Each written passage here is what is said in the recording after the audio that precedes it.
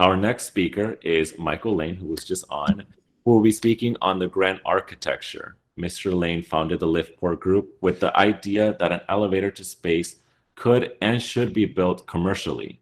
The concept for LiftPort was simple: to develop the subsystems and precursor technologies needed for the elevator and to commercialize these as a method of payment for the larger, longer-term project of building the elevator. Areas of focus are robotics, nanotech, and material sciences, finance, and media. Hi, Michael. How are you? I'm great. Thanks a lot. Thanks, Leo. Appreciate that. I'm going to just pull up my slides here and share them. Okay. All right. I think you're seeing what I want you to see, just the main one screen, not the presenter notes slide. Yeah, we see that. Okay, great. So I guess I want to start with, this is now our fifth event. We used to call the Blue Marble Week a conference, and that name didn't really stick. It didn't really feel like a normal conference. Then we started talking about an event series and then a symposium, and it all has kind of evolved pretty quickly over the last almost 6 months. And most of the time, at the beginning of each of these sessions, we've presented this kind of grand architecture idea that the work that the Foundation for the Future is doing is really focused primarily on infrastructure. But what does that mean, right? Infrastructure development. So what does that mean? And so you heard Tim and Lila earlier this morning. The Blue Marble series has really kind of had some overarching themes here. You've had conversations around hardware. We're going to talk a lot about hardware today, the infrastructure and the industrial base of space. A couple of months ago, we had a lot of conversations around launch, for example. And we talk a lot about workforce development.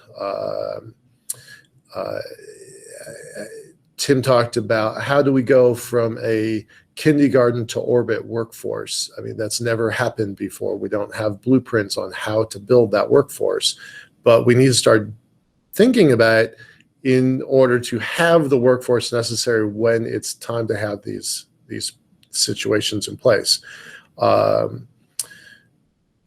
We talk a lot about, you just heard Fredericus a moment ago talking about kind of the digital aspects. We spent a lot of time talking about cyber and moving ones and zeros in space, because it only takes a little while, a few months or a year or two, to build a satellite, but then that satellite's got a useful life of 5, 10, 15 years.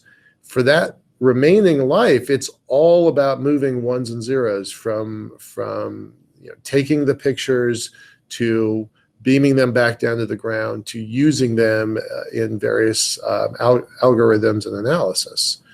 And then the final piece is defense. We had a great conversation a couple months ago with several folks from Space Force, kind enough to bring in Lieutenant General, 3-star General Saltzman, and several folks from Space Force. So those are the big overarching ideas that we've been exploring with this Blue Marble Week programming. We're gonna shift its title a little bit. Lila will talk about this more tomorrow. And turn more into this kind of conversations for the future. Because what we realize is we're using these events as a crowdsourcing tool to get ideas from the community on how to push forward this Space Act. And so for where we've come from in the last few months, I'm really grateful to the folks that are tuning in, and whether they're live on our channel or out in the wild, wild west of the internet. And then those are the large ideals, right? So workforce, cyber, defense, and industrial base and hardware. Within that, we spent a lot of time talking about this grand architecture. How are things going to move out into space? We're going to talk about that more in a minute, so I'm not going to spoil any of that. But we tried to be very methodical and process driven about how this is going to unfold, in our opinions, right? Certainly other people have other opinions. And each month we've picked a theme to really dive into. So when we talked about launch, we didn't talk about launch from the perspective of, one big shiny rocket or another big shiny rocket or another big shiny rocket. We talked about launch from the perspective of economics, right? Lots and lots of conferences show off cool shiny rockets. Lots of conferences do that. And that's great. Happy that they do that. We wanted to look at the down to earth, down on the ground implications of what does that rocketry, machinery, infrastructure, what does that mean to us down here on the ground? So we found ourselves in a spot where we're not a very stereotypical space conference, exactly where we wanted to be. We are not a very stereotypical space conference. And it's been fun to kind of watch that evolution happen. Now, the monthly topics that we've been kind of looking at, launch, I said, defense, I said, last month it was about space elevators. This month, it's really about orbital development. In as large of your imagination as you can get. Now, keeping true to our founding ideals, we're only talking about from now to 2035, so it's very boxed in time, and it's very boxed. I'm going to use the word geographically, but that's not the right word. From the ground of Earth to the lunar regolith. That's the zone that we're talking about. And we refer to that as either cislunar space or the cislunar ionosphere. And that's been really fun, right? How is this environment going to evolve? Sorry, I thought I was on a different page. I'm just kind of looking at the moon here. As this stuff evolves, there's probably a progression to it. There's probably a fairly natural step-by-step process here, and we're gonna kind of look into this a little bit. So, at the beginning of each of our Blue Marble events, we always kind of showcase this grand architecture for how we think the future is going to evolve. And again, we're not looking at CGI of Martian settlement, right? Those SpaceX images are cool. They're neat. They're fun, but they run counter to many of the goals of the Space Act, because what we've heard time and again from the politicians and the folks, the staffers at Capitol Hill, one is Mars isn't in my jurisdiction. It's not my constituent base. Two, it's too far away, right? It's too far away both in distance and in time, right? It's not a problem they have to solve next week, next month, or even this congressional session. So that's why we boxed it about between time and space, and that's why we don't have a lot of kind of fantasy pictures of what space might someday become. All right, so I was kind of still in the preamble stage, but I will move on. Okay, so the reason I put this this question slide almost is the very, very beginning, is that we want to stress that we're open to a conversation about the future, conversation about this grand architecture, about orbital servicing, assembly and manufacture, because that is the future that we're going to. That is where we're going to very, very quickly. So I'm going to be, well, I've just changed how my screen is set up, but let me just pause and move that to a different screen. So I'll be watching the chat a little bit and kind of going back and forth, I think, to maybe answer some questions, because I think it's more important that we answer questions than it is for me to work my way through every detail in my slide deck. Because I think that also goes back to kind of this concept of this conversations for the future, that Blue Marble is going to be making some shifts naming wise. So let me just jump in here and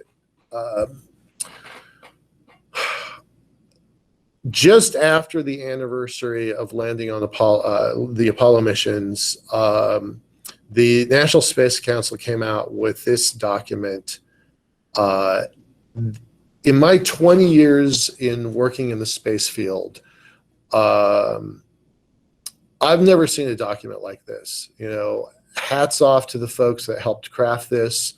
We're super fortunate. We're going to have one of the senior leadership of the National Space Council in our conversations tomorrow. So please make sure that you join Laura Forsick and Jared Stout in that conversation.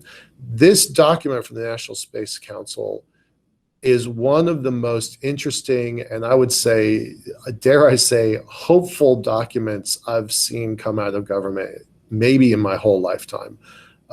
It's powerful and profound. We're going to talk about it in quite a bit of detail here in a minute. It has kind of 5 overarching concepts. It's not a very long document, only 27, 28 pages. But it's powerful, it's weighty, it's got meat to it. And the big ideas are commercialization of LEO, getting back to the moon, and then staying there. That's very important to emphasize. Extending onto Mars. I'm certain that's a priority for a lot of people. I confess it's not a priority for me. I didn't yawn at it the way Tim did when he saw Perseverance landing. I was jumping up and down when I saw Perseverance landing. I'm excited about sending humans to Mars, but that is not my priority. The document brings up deep space science and, very critically, education and workforce development. So those are the big ideas that came out of the National Space Council a little while ago. The areas I want us to pay attention to, because we're talking about orbital manufacturing, assembly, and servicing. I have the initials backwards. OSAM, orbital, servicing, assembly, and manufacturing, tends to be in these 2 areas, right? We probably will manufacture probably oxygen, possibly fuels when we get out to Mars, but that's a long ways from now. We're not there yet. We're going to go back to the moon and figure out how to do the stuff we need on Mars first. So over the last 5 months of running these Blue Marble weeks and what's turning into the conversations for the future, now retired 3-star General Quast talked to our, he joined our early Blue Marble Week events 2 different times. And he said that this is maybe the most important conversation in our nation's history. And I was fortunate enough to just to ask him some questions about that. And he really kind of doubled down that where we go as a nation into the future, is going to be determined by the decisions that we make in the next 1 year, 2 years, 5 years, 7 years. That was pretty profound. That was pretty powerful for him to say that to me. And then last month we had the chief scientist of U.S. Space Force at our event. So he was saying that, you know, innovation is the key to the future in a lot of different ways. A lot of different ways. He said innovation is the key to the future. He said that commercialization of space is pretty critical, paramount.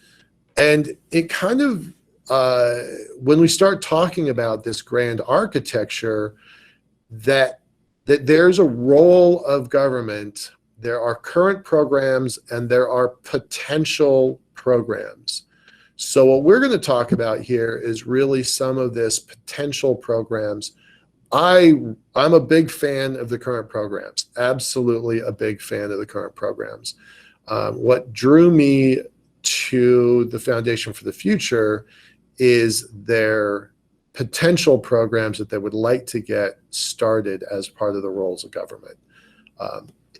So we usually talk in terms of four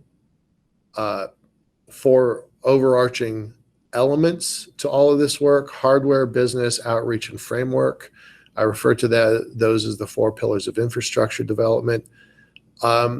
When we spend the next 2 days, we're going to spend a lot of time talking about hardware this afternoon, but we're not going to neglect business, outreach, and framework. Most of that happens on day number 2. Usually when you go to a space event or a space conference, it's all hardware all the time, which I love, but we have to acknowledge that there are other elements here. And when we start talking about this grand architecture of the next 15 years,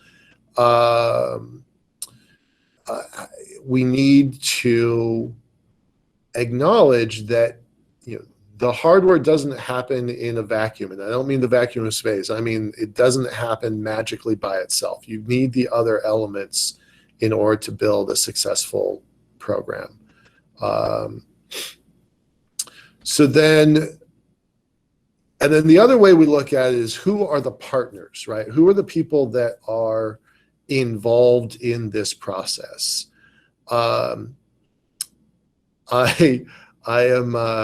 53 years old. One of the pivotal moments of my young life was an AC/DC concert that's only about 4 miles away from where I am right now. And I refer to these partners that are going to space as AC/DC: academic, civil, defense, and commercial. And that's one way of kind of looking at the players, right? These are stakeholders in this grand vision for going to space.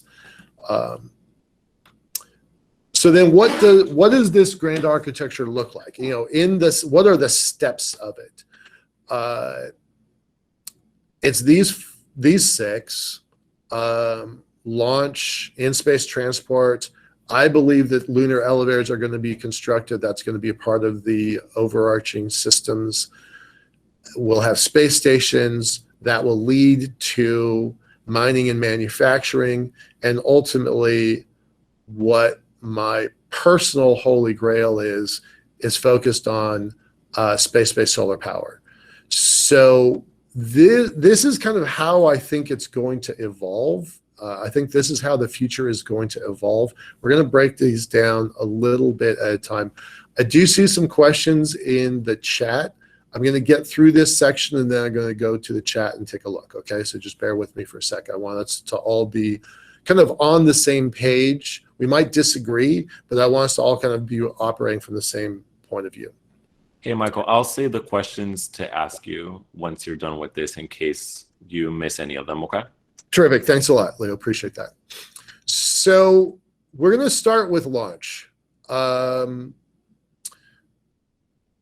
You know, launch used to be the hardest part of the equation. I got into space in the first place.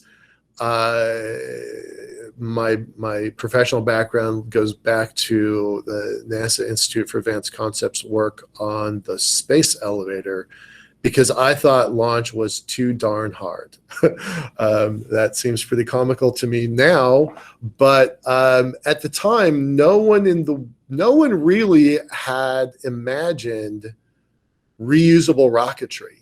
I mean, it was in science fiction, but it wasn't a fact that we could count on. And now, depending on how you count it, there's at least 6, 7, or 8 reusable rocketry companies in the United States alone.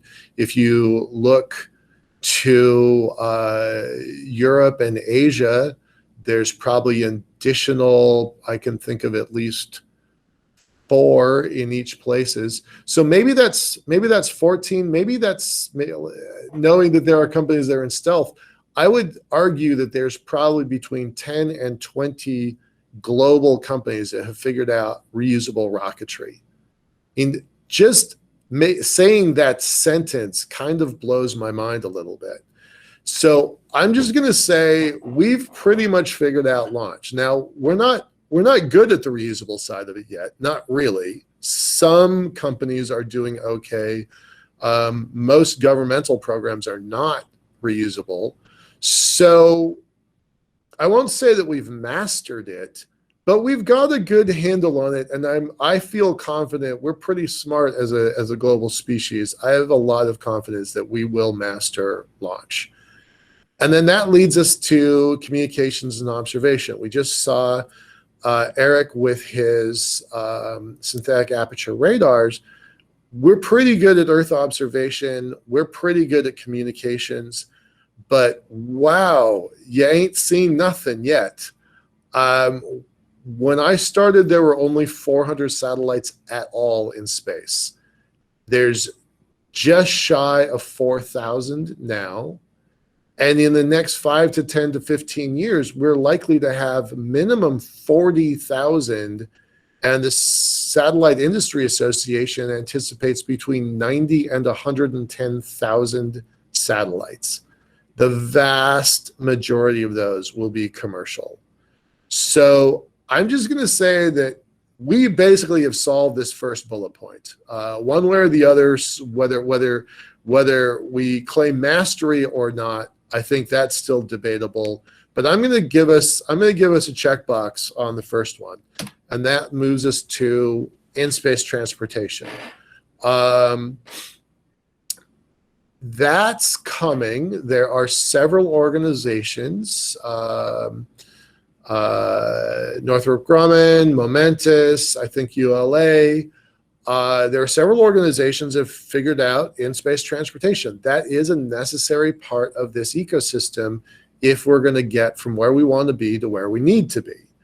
And that includes going from low Earth orbit to geosynchronous orbit, out to the Lagrange points, down to the surface of the moon. So in-space transport is not the same as launch.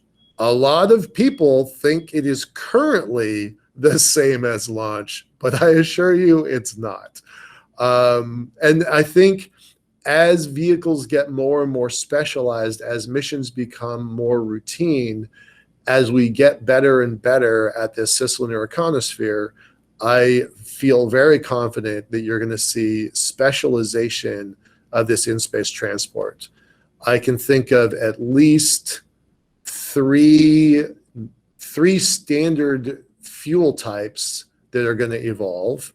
Gary Collin is going to talk about one of them in just, in an hour or two. So in-space transport is both the machine itself and the fuel that machine takes. So we're going to see a lot of evolution there. I predict that's going to be pretty bumpy, but it almost doesn't matter who the winners are, because we down here on the ground, we are going to be the winners of whatever happens up in the cislunar iconosphere. I'm not going to belabor the lunar space elevator infrastructure. If you want to know a lot more about that, we talked about it a lot in the last event, BMW. I'll just say that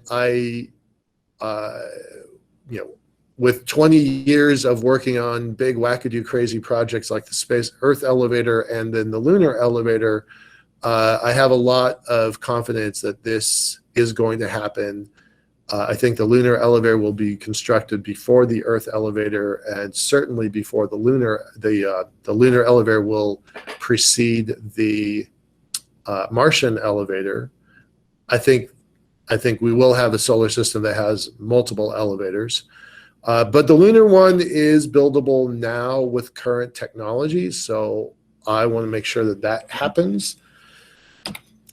But then, the rest of this conversation of today and tomorrow is really going to be around these next two elements, space stations and mining and manufacturing. Now, I think they go in this particular order because we have space stations and we don't have mining.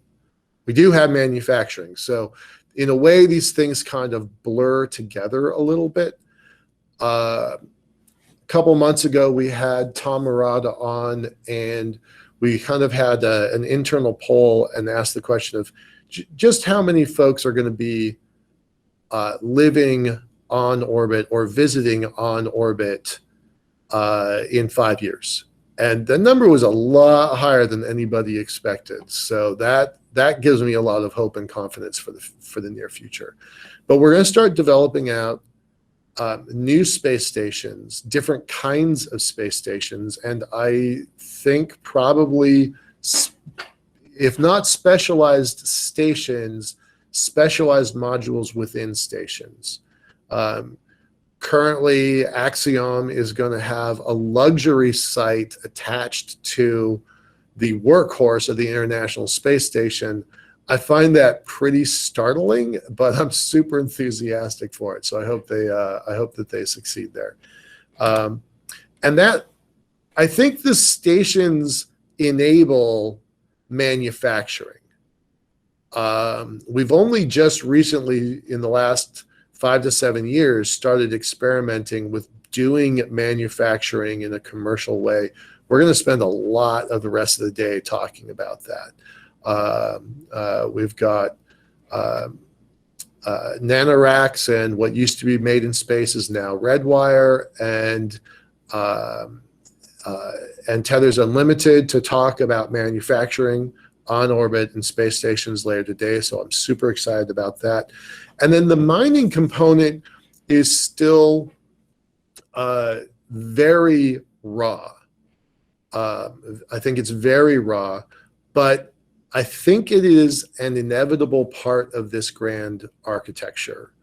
And so to talk about that a little bit, not that we're at the moon mining, because we're still not there yet. We're certainly not mining on asteroids yet.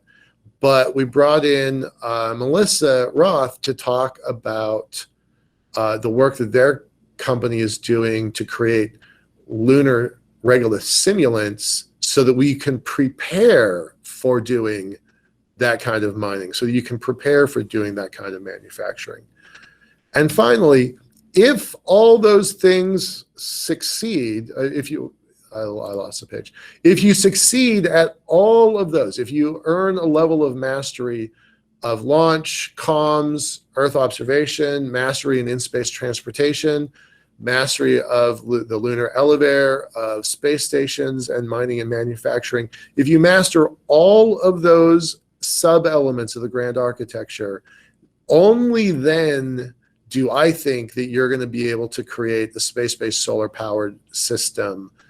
And that's the thing that got me into space in the first place.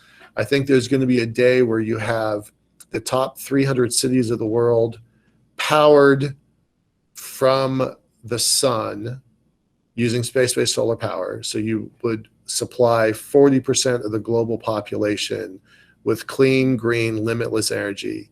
And I think the best way to pull that off is to use lunar resources to build those solar panels and then ship them back towards Earth.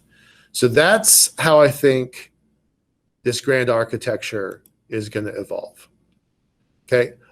We can take a couple minutes for questions. I've got some other slides, but I don't need to get into them. We can go either way. Thank you so much, Michael. Joshua Carlson actually asked a good question. Hey, Josh. He said, where did you get the 4 pillars of infrastructure? It's logical, but did you develop it or did you get it from somewhere? Hey, Josh. I built it. It's mine. I created it many years ago as part of, it was one of the components that was edited out of the NASA Institute for Advanced Concepts research document. So it was a cutting room floor element that I liked a lot and I kept. Really interesting. I'm happy to share it with you, Josh. I know you do kind of this same kind of work. So Mike Ju just asked this question. For a lot of people who don't understand, how this may work, Mike actually asked, is an Earth elevator a practical idea with over 100,000 satellites in orbit? Isn't the danger of collision fairly high? I think that you might be able to answer how this is structured and some of the logistics that go into it. So, Mike, I would, I share your concern for sure. I would like to point you towards the BMW event that we held last month. Fabio, if you can share the link to day number 1, that would be helpful. Dr. Pete Swan and his team took a hard look at the Earth elevator on day 1 and the lunar elevator. Our team tackled the lunar elevator on day 3. So hopefully that will answer some of your questions. I definitely share the same concerns. 100,000 satellites is really hard to dodge. So I'm very concerned about that, which is one of the reasons why we shifted away from the Earth system to focus on the lunar system. It's a more solvable problem in a sooner time frame. And yeah, there's a very large community still working on the Earth elevator. If you want more information about that, tackle isec.org. Yes, they are. Brett Patterson asked, I hope we hear a little bit more about mining miniaturization and automation. My uninformed perspective is that mining is still primarily high skill, in-person, heavy equipment based, which is pretty difficult to launch. What are your thoughts on that? So I'm not sure who the question came from, so I apologize for not answering you personally. But that's from Brett. Who was it? Brett? Okay. Hey, Brett. So that's one of the reasons why we have a relatively thin mining component of this conference, is that mining is still very, very complicated. And while lots of folks are working on the problem, very few have actually solved the biggest problems. So miniaturization certainly is a component for sure. You see robots behind me, we would build them completely differently now. They were climbing robots, not mining robots. That there is new tech coming online all the time, but we didn't bring in any mining robotics companies to this event because we weren't really sure that stuff would actually work. And we are very focused on hardware that works. When you see the panel later in the afternoon or early this afternoon, those folks have hardware that works. So that's a priority for us. Yeah. I'm gonna go back to a few of my slides here, and then we'll come back for some more questions. All right. So where are we going to put these space stations, these orbital manufacturing sites? Well, orbit, for one, LEO and GEO. I think there will be something interesting at all 5 Lagrange points. I certainly have my eye on L1 personally, but all 5 Lagrange points, and for those that don't know, the Lagrange points are the gravitationally neutral spots, not gravitationally neutral, gravitationally balanced spots between the Earth and the Moon. That's the simplest way of describing it. I was recently on a call with a bunch of 6th graders, and they kept talking about zero gravity, and I said, "There's no such thing as zero gravity, right?" The media kind of overhypes that, and they're like, "But." I'm like, "No. The Earth, the oceans of the Earth are still affected by the Moon's gravity. So there's no spot in between those two that doesn't have gravity. You can have it where those two forces balance each other, and that's the Lagrange point." And it was actually super fun to kind of watch the light bulbs go off in their heads about Lagrange points. And then there are going to be settlements on the Moon, both on the near side, the far side, and what I call the top, bottom, and middle.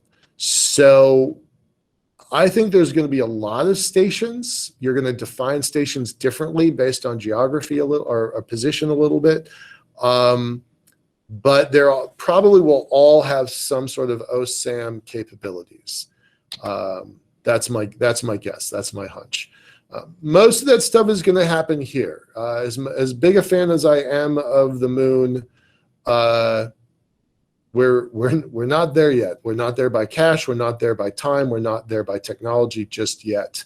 So I think OSAM is primarily going to happen here, although we are reaching. This is a LiftPort image. There's so much wrong with this thing, but the most important parts are Bigelow Aerospace, the group that kind of really did a lot of work with these inflatable habitats, probably doesn't exist anymore. I hope they come back to life. They failed once before. Maybe they'll come back to life.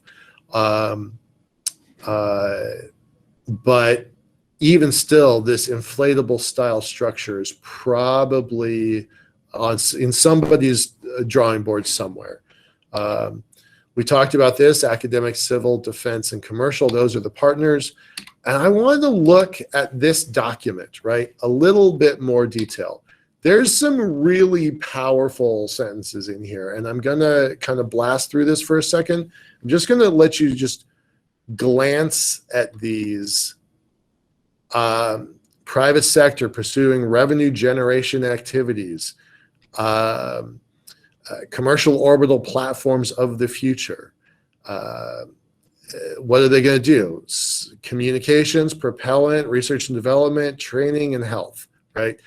This is an official White House document. That just blows my mind.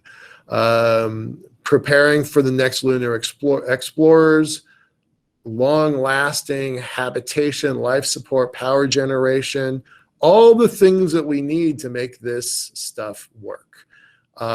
This one's super important, and some folks are going to talk about this in a lot of detail tomorrow. The International Space Station has a finite lifespan. People don't want to talk about that, but it definitely does. And it's very unlikely that we're going to duplicate this multi-billion-dollar, multi-million-pound facility, right? I think the number I heard that may or may not be credible was $108 billion for the ISS. Nobody thinks we're going to build ISS-2. Nobody that I know of thinks we're going to build an ISS-2. So what happens when we deorbit or raise orbit for the ISS and we take it out of service? What happens when we don't have people living off Earth? Do we have replacement systems? And the United States will be a major customer or anchor tenant of these low Earth orbit stations. So all of this is super exciting to me.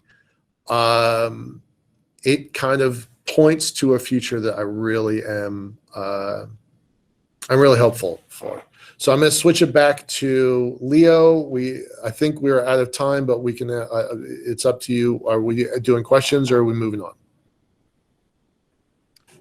I don't think that we have any more questions, Michael. I think that's it. You're actually on time. Good. So, Okay, good. yes. Thank you so much, Michael, and we really appreciate that amazing presentation. For more information, please visit f4f.space and LiftPort's website at liftport.com. To continue the networking benefits for this event, please put your LinkedIn link in the chat or comments. And for everyone listening, thank you for joining us for this Blue Marble Week, soon to be Conversations for the Future, powered by Foundation for the Future. Foundation for the Future, along with some of our phenomenal partners, created Blue Marble Week, primarily to accelerate near-term cislunar space infrastructure development from Earth's ground to the moon's surface from now to 2035. Now shifting as Conversations for the Future, this event is designed as a monthly event series and is the first step in creating a safe and sustainable gateway to outer space.